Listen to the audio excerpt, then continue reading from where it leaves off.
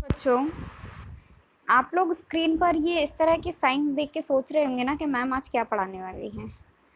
बच्चों, इन सबको बोलते हैं, इन सब सारे जो सिंबल्स आपको दिख रहे हैं इनको बोलते हैं मार्क्स, पंक्चुएशन मार्क्स। अभी लास्ट जो 3 वीडियोस मैंने डाली थी उसमें मैंने आपको सेंटेंसेस बताए, लेकिन उन सेंटेंसेस को अच्छे से पंक्चुएट कैसे करा जाता है, कैसे पंक्चुएशन लगाई जाती है, उन सब के बारे में मैं इस वीडियो में आपको बताऊंगी। तो सबसे पहले आप इन सारे सिंबल्स को अच्छे से देख लीजिए, क्योंकि आगे हमें इन्हीं सिंबल से काम पड़ेगा। ठीक है।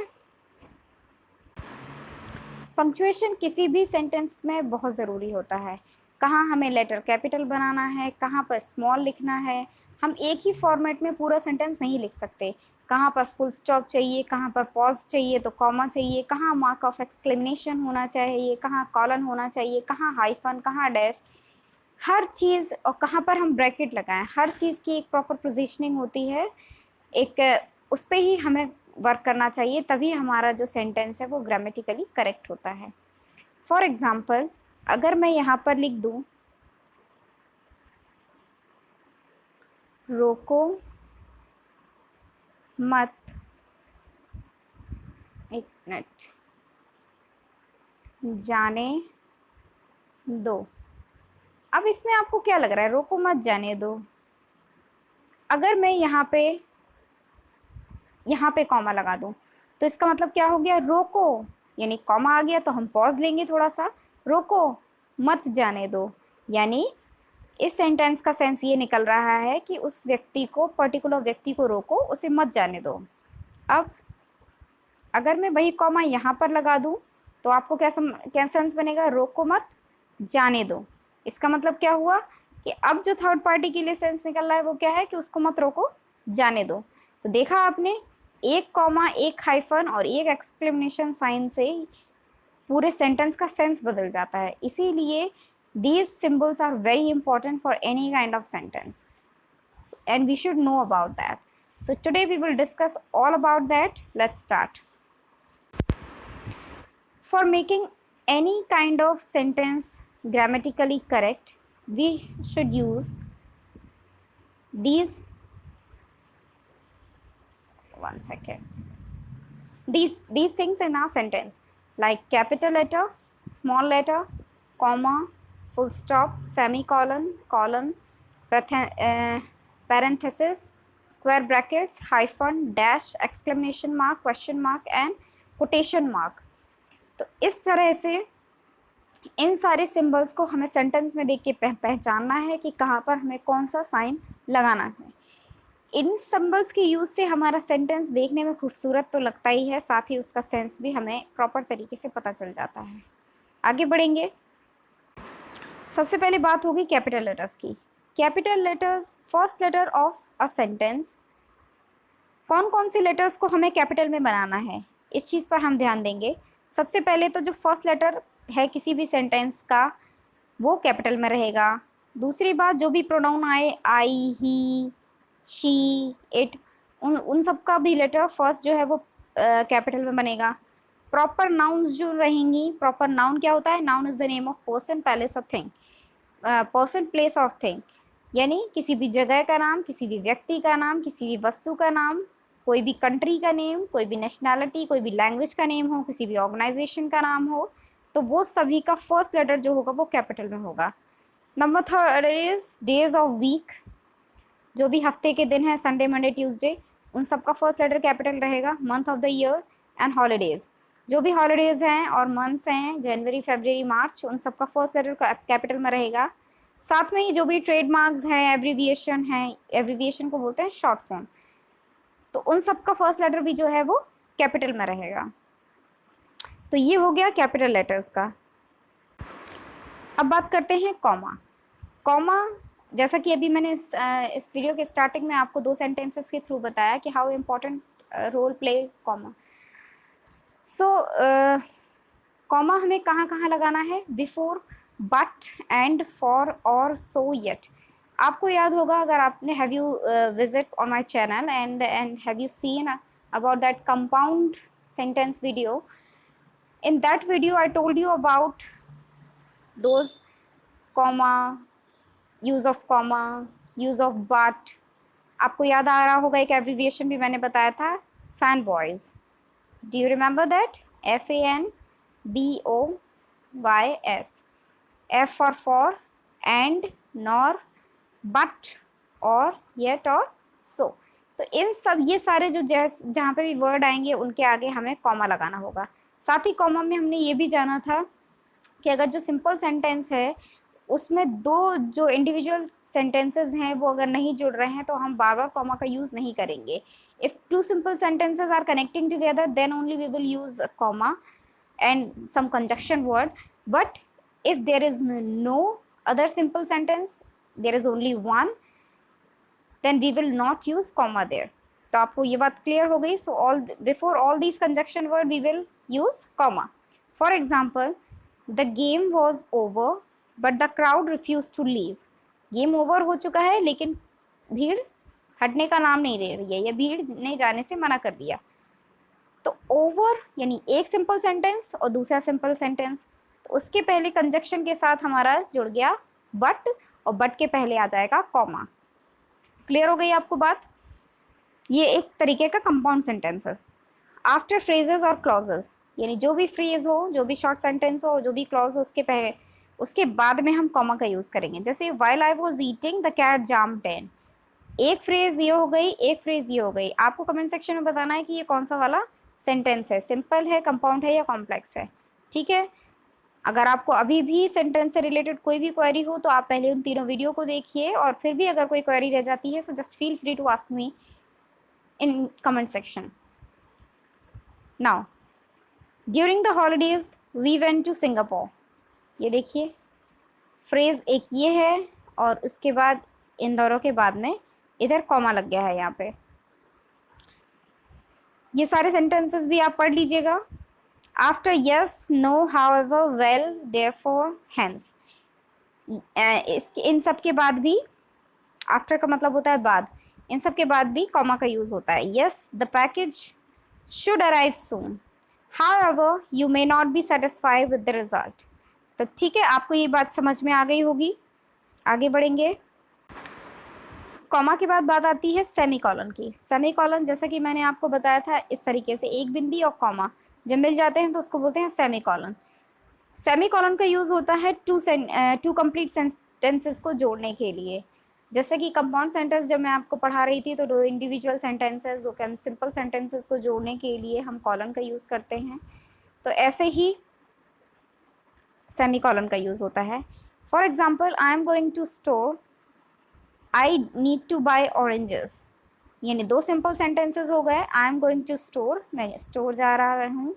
आई नीड टू बाई ऑरेंजेस, मुझे ऑरेंजेस खरीद।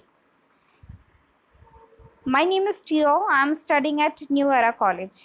तो इस तरह से आप देख सकते हैं कि किस तरह से हमें कॉलन का यूज़ करना है, सेमी कॉलन का। Use in a sentence before conjunction, semi colon का यूज़ हम कब करते हैं कि एक सेंटेंस में कंजक्शन के पहले भी कर सकते हैं। For example, I wanted to send the goods today, however, I had to cancel it due to hard bad weather.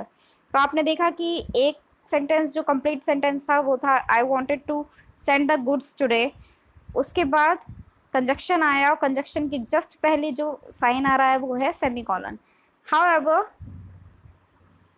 I had to cancel it due to bad weather. आपको comment section में बताना है कि इस तरह के जो sentence हैं जिसमें सेमी कॉलन भी आ रहा है और उसके बाद एक कंजक्शन आ रहा है देन आफ्टर कॉमा, वो किस तरीके के सेंटेंस का एग्जाम्पल है। ठीक है, आप इसको ज़रूर बताइएगा। आगे बढ़ेंगे। अब आ रहा है कॉलन। सेमी कॉलन जैसे कि आपने अभी अभी देखा कि एक बिंदी और एक कॉमा, वैसे ही कॉलन होता है दो बिंदियाँ ऊपर और नीचे वर्टिकली। तो इंट्रोड्यूसिंग लिस्ट और एग्जांपल्स, ठीक है, इस सिंबल का यूज़ किसी भी तरीके की लिस्टिंग है, कुछ बताना है, उसमें यूज़ होता है। For example, I need to order a few things, कौन कौन सी फ्यू थिंग्स चाहिए हमें। अब ये हमारी लिस्ट है कि हमें क्या क्या चाहिए। A4 साइज पेपर चाहिए, स्टेपलर्स चाहिए, ब्लू पेन्स चाहिए एंड इंग्लिश डिक्शनरी। तो लिस्टिंग के बाद हमने यहाँ पे लिख दिया कि हमें कुछ चीज़ें चाहिए, then after we will add this column and we will write our list. Separate book titles, hour and time.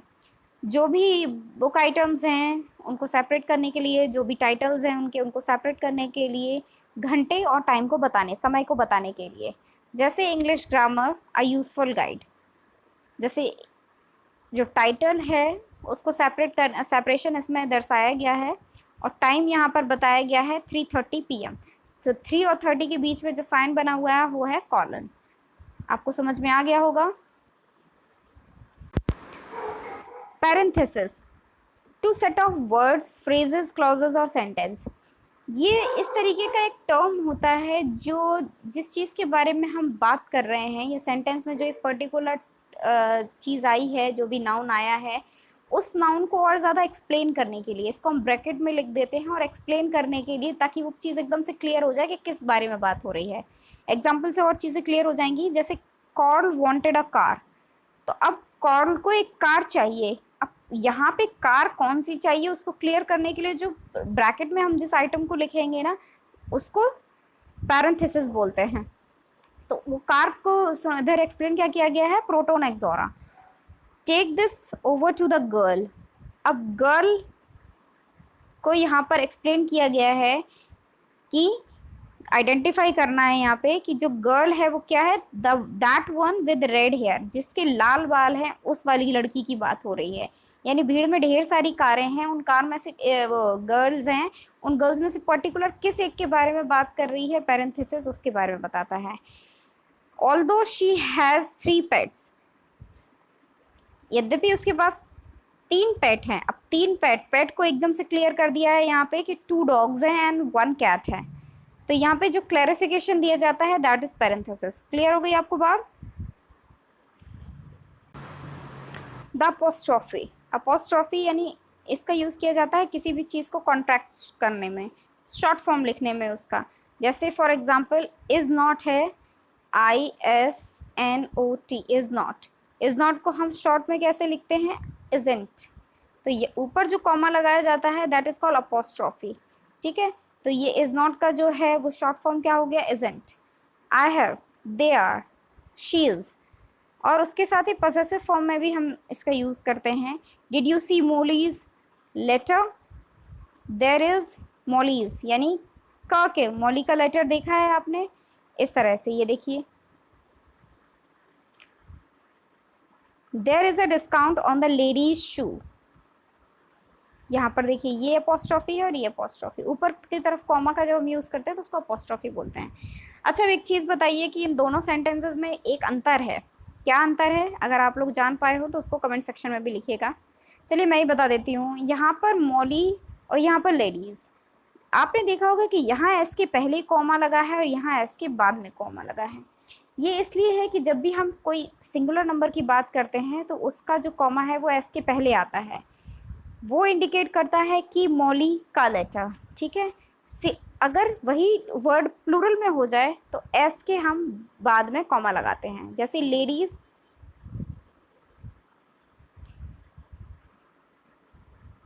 Ladies. अब लेडीज का यानी महिलाओं का एक अपने आप में प्लूरल वर्ड है, तो उसके बाद हम उसके आगे अपोस्ट्रोफी दोबारा से एस नहीं लगाएंगे. क्या करेंगे, सिंगल एस के बाद कॉमा लगा देंगे. ठीक है. तो ये इसमें डिफरेंस है. आगे बढ़ेंगे. क्वेश्चन मार्क का यूज़ हम कब करेंगे, टू आस्क, यानी कोई भी हमें चीज़ पूछनी है किसी से. एग्जाम्पल है, are there any letters for me this morning. तो क्या मेरे लिए आज सुबह कोई लेटर है.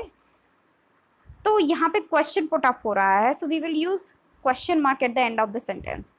Turn a statement into a question. कोई भी स्टेटमेंट है, when we turn it into a question, then we will put a question mark there. She did not actually quit her job. Question tags. There is an order, isn't it?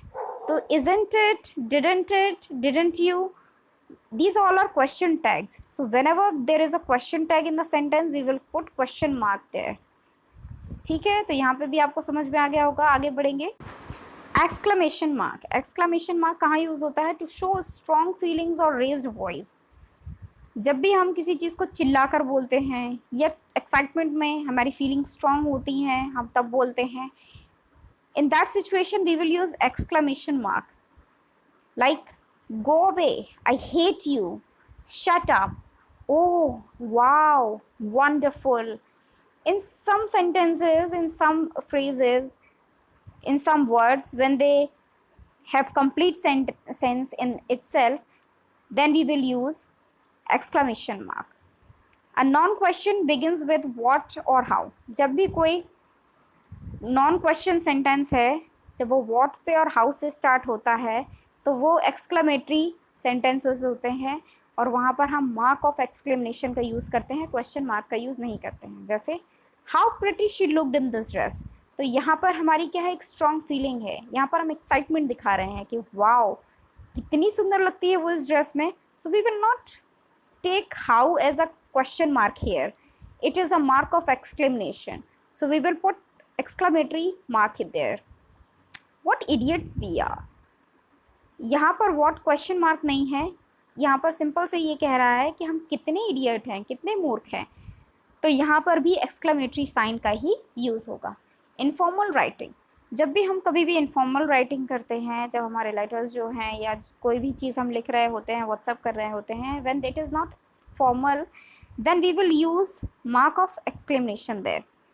For example, remember, don't be late, I'll never understand this, तो यहाँ पे exclamatory sign का use हो गया है। साथ ही जो punctuation का एक और जो फॉर्म है वो है dash, to show a change of thought. जैसे ही किसी भी सेंटेंस में चेंज ऑफ थॉट हो, वहाँ पर हम डैश का यूज़ करते हैं। For example, we went to Pulau Langkawi last year, or perhaps the year before the last. Explain करने के लिए किसी चीज़ को भी डैश का यूज़ किया जाता है। The reporter pursued the woman, he wanted to get some response from her, use double dash. कभी कभी हमें डबल डैश का भी यूज़ करते हैं। She saw her sisters, all 5 of them standing in front of the building, तो यहाँ पे आपको डैश भी क्लियर हो गया होगा। Square brackets, square brackets are looks like these brackets, ठीक है। इनका यूज़ कहाँ होता है, to show an addition to a direct question, quotation. Hello everyone, यहाँ पे देखो ये कॉमा से शुरू हुआ है। आई होप दैट यू को हम यहाँ पे स्क्वायर ब्रैकेट में करेंगे कि हम किससे बात कर रहे हैं, the employees will enjoy the meeting this evening. तो इस तरह से इन सब चीज़ों का यूज़ करके हम अपने सेंटेंस को कंप्लीट सेंस देते हैं और इसको देखने में भी अट्रैक्टिव बनाते हैं। तो इस तरह से आपने पंक्चुएशन भी जानी। आई होप अब आप लोग अपने सेंटेंसेस को गलत नहीं करेंगे। अगर एक एग्जाम्पल मैं आपको यहाँ पर देना चाहती हूँ, एग्जाम्पल है, आई वेंट टू कानपुर। अब हमें इस सेंटेंस को सही से पंक्चुएट करना है, तो सबसे पहले हम क्या करेंगे, पंक्चुएशन का फर्स्ट रूल क्या है, हमें लेटर कैपिटल बनाने हैं और जो सेंटेंस का फर्स्ट लेटर है वो कैपिटल होना चाहिए। चलिए, तो हम आई को कैपिटल बना देंगे। आई, उसके बाद वेंट ज्यों का त्यों आ जाएगा, टू ज्यों का त्यों आ जाएगा, और कानपुर। कानपुर एक नाउन है, प्रॉपर नाउन है, तो हम इसका फर्स्ट लेटर कैपिटल बनाएंगे और PUR, और सेंटेंस कंप्लीट हो चुका है, then we will add full stop there. तो इस तरह से किसी भी सेंटेंस को पंक्चुएट करने के लिए आप उसमें कैपिटल लेटर लगाएंगे, कॉमा अगर लग रहा है तो वो लगाएंगे, जहाँ पर भी कैपिटल लेटर की वर्ड्स में ज़रूरत होगी आप वो लगाएंगे, और सेंटेंस देखेंगे किस तरीके का है। If it is a present, simple present, then we will add full stop. अगर कोई क्वेश्चनिंग हो रही है तो then we will add question mark there. If question explains some exclamation, then we will use mark of exclamation like this sign there. तब अब आप लोगों को ये अच्छे से समझ में आ गया होगा। फिर भी कोई क्वेरी हो तो just right the comment below. तब और एंजॉय करिए, खूब सारा सीखिए। बाय बाय बच्चों, मिलते हैं अगली नॉलेजफुल वीडियो में। Bye bye.